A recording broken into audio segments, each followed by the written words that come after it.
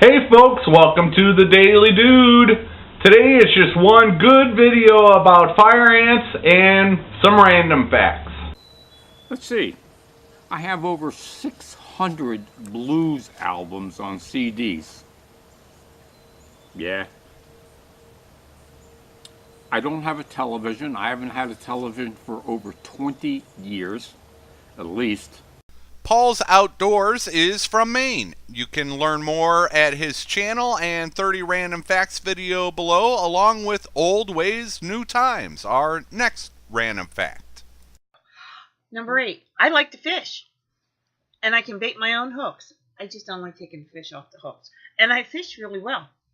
We go fishing and he sits there and takes the fish off the hooks. I don't usually get to do a whole lot of fishing. I did a whole lot of pulling fish off of herders. Today's video comes from OldAlabamaGardener, where we learn how to get rid of those pesky fire ants. Old Alabama Gardener. Today I'm going to be talking about how I kill fire ants.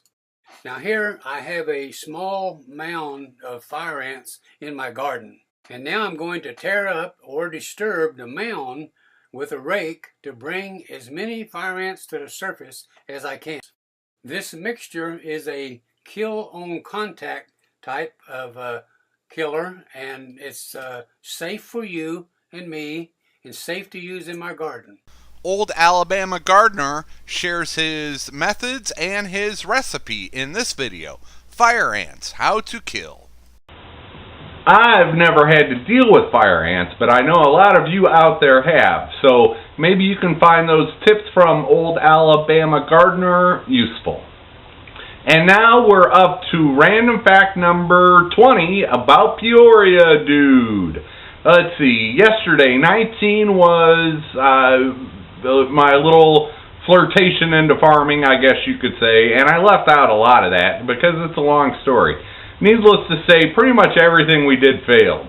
Market garden, didn't sell anything.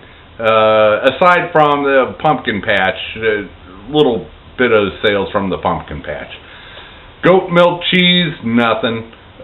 Pigs never got pregnant. The laying hens pretty much broke even.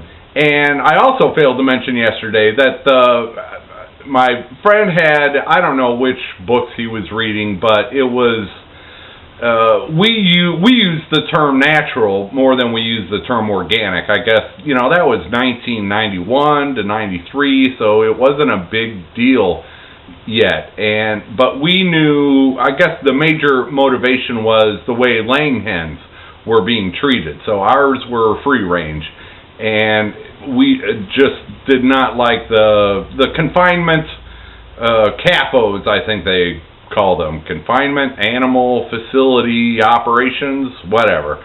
But so that was the main impetus, was the free ranging laying hens. Farm fresh eggs, and which I guess you can't even call it that anymore. And but trying to convert a cornfield into growing tomatoes and cucumbers and peas and beans and all that stuff just was a muddy mess. No clue. If only I had known then what I know now. So anyway, while I'm doing that, I'm working third shift at a hotel. And they offered me to go into management training to see if I was management material. And so I went into management training, and then at the end of that management training, you have to go off to management school for a good 6 weeks. And so at that point, I had to decide, well, am I going to stick with this failing farming adventure that two young kids who are goofing around more than we're actually, creating a farm, or go into hotel management? And I went into hotel management. So off I went to Atlanta for 6 weeks and went through their management training. I worked for Marriott Hotels.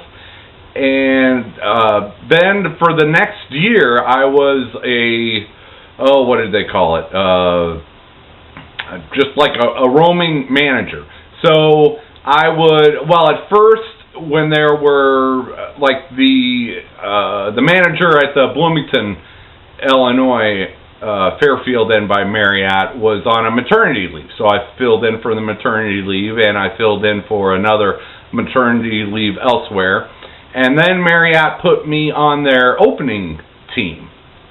There were a lot of new hotels being opened in the Fairfield Inn chain of Marriott, and most of these were franchises, and I actually worked for Marriott itself. But so the next year I spent living out of a suitcase, going around the country, helping to open new hotels for Marriott franchisees.